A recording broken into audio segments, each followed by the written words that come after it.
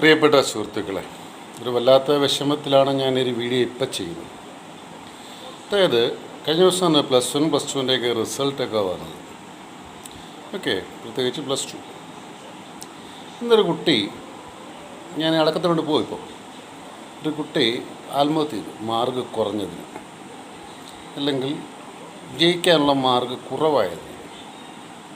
ഞാൻ എന്നെ തന്നെ കുറ്റപ്പെടുത്തുന്നത്. കാരണം ഏതാണ്ടൊരു നല്ല കാലം ഫുള്ള്, നല്ല കാലം എന്ന് പറഞ്ഞാൽ 2005 മുതൽ 2024 വരെ ഞാൻ അധ്യാപകരെ പഠിപ്പിക്കുന്ന അധ്യാപകനാണ്.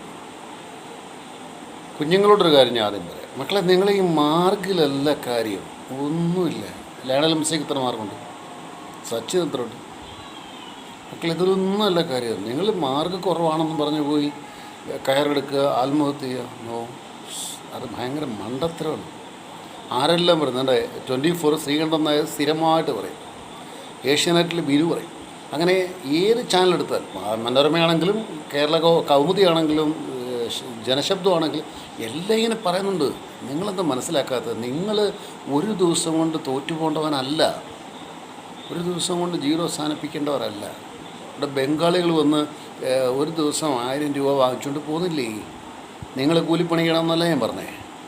പക്ഷെ നിങ്ങളുടെ മുമ്പിലുള്ള വാതിലുകൾ നിങ്ങളതിന് അടയ്ക്കരുത്. എനിക്ക് വിഷമമുണ്ട്. എൻ്റെ കൂടെ പഠിച്ചൊരു പെൺകുട്ടിയുടെ മകനാണ്, ആരുടെയും പേര് പറയാൻ ഇപ്പോൾ ആഗ്രഹിക്കുന്നില്ല, ഏത് സ്കൂളാണെന്നും പറയാൻ ആഗ്രഹിക്കുന്നില്ല.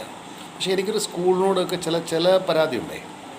കൊച്ചു കുഞ്ഞുങ്ങളൊക്കെ പഠിച്ച സ്കൂള്, അവർക്ക് ഹയർ സെക്കൻഡറിയിലോട്ട് ഒന്നൊരു അഡ്മിഷൻ വേണമെന്ന് പറയുമ്പം അവിടെ അഡ്മിഷനില്ല. കാരണം എന്താ? ഒക്കെ മാർക്ക് കുറവാണ്. പഠിപ്പിച്ചാരാ? അതേ സ്ഥാപനം തന്നെ. ഒക്കെ മാർക്കില്ല, അവനെ മാർക്കില്ല. ഇത് കുഞ്ഞുങ്ങളുടെ മനസ്സിനെ നിങ്ങൾ വല്ലാതെ നോവിപ്പിക്കുന്നുണ്ട്. ദൈവീയ അധ്യാപകരോട് ഞാൻ പറയുകയാണ്, നിങ്ങൾ വിദ്യാഭ്യാസം മാത്രമല്ല കൊടുക്കണ്ടേ. ഇവിടെ ഭാരതത്തിൽ ഏറ്റവും ശക്തമായിട്ടിരുന്ന ചില ആളുകളുണ്ട്. ഉച്ചയായോടാ, ഉച്ചയിലടാ എന്ന് ചോദിച്ച് നാറാണത്ത് ഭ്രാന്തൻ എന്ത് പഠിച്ചിട്ടാണെന്ന് ചോദിച്ചേ. വരരുചി എന്ത് പഠിച്ചിട്ടാണ് ചെയ്തത്? ഇനി ഇത്രയും ഒരുപാട് പേരുകൾ ഞാൻ പറയാം. പക്ഷേ എൻ്റെ കുഞ്ഞുങ്ങളെ ഞാൻ നിങ്ങളുടെയൊക്കെ പറയണം, ഇവിടെ മണ്ണിൽ വെട്ടിയും തോട്ടി മീനെ പിടിച്ച് നിനക്ക് ജീവിക്കാം. നീ എന്തിനാ പേടിക്കുന്നേ? ഫുട്ബോളിൻ്റെ ലെതർ കുത്തി ഫുട്ബോൾ ഉണ്ടാക്കി ജീവിക്കാം. എന്തിനാ പേടിക്കുന്നേ?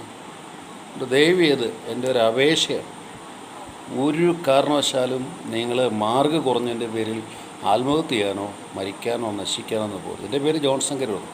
ആരെങ്കിലും മാതാപിതാക്കളോ അധ്യാപകരോ ഇത് കാണുന്നുണ്ടെങ്കിൽ കൈൻഡ്ലി ഷെയർ. സബ്സ്ക്രൈബ് ചെയ്യണമെന്ന് ഞാൻ പറയത്തില്ല, കൈൻഡ്ലി ഷെയർ. ഈ കുഞ്ഞുങ്ങൾക്കൊക്കെ മാർക്ക് കുറഞ്ഞതിന് നിങ്ങൾക്ക് കൊല്ലാനൊക്കെ ഞാൻ എൻ്റെ രഹസ്യമായിട്ടൊരു കാര്യം പറഞ്ഞേക്കാം. രഹസ്യമല്ല, പരസ്യമായിട്ടൊരു കാര്യം. 216 മാർക്കിൽ SSLC ജയിച്ചവനാണ് ഞാൻ. ഇന്ന് ഞാൻ പഠിപ്പിക്കുന്ന ആരെയാണ്?